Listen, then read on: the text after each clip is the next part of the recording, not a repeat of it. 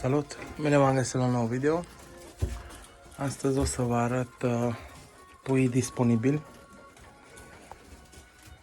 Ce am acum.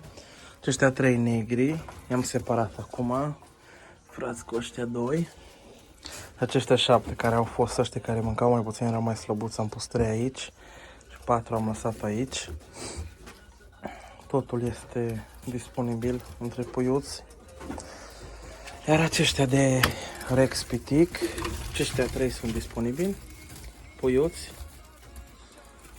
În comentarii sau pe Facebook mă puteți căuta și ne putem înțelege. Femela de sus, montată, și aceasta este disponibilă. Foarte, foarte cu minte.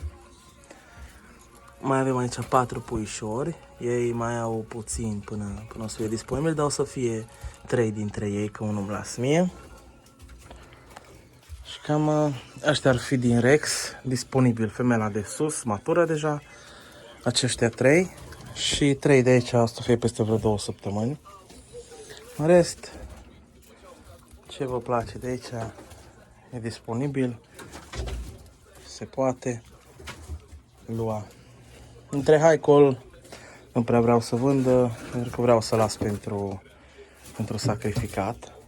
Uitați și la aceasta. Dacă vă uitați 2-3 videouri mai în spate, să vedeți ce micuță a fost. Și uitați cât e purița acum.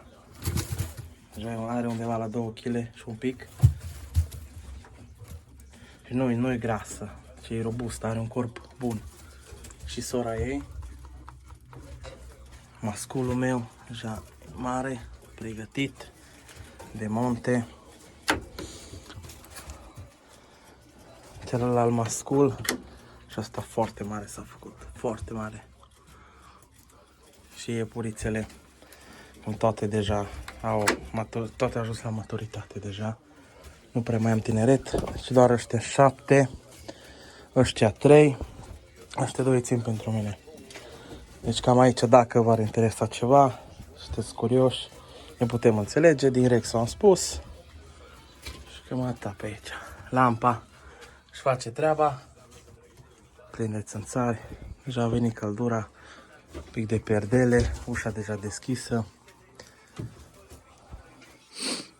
Și da, cam atâta am vrut să vă arăt.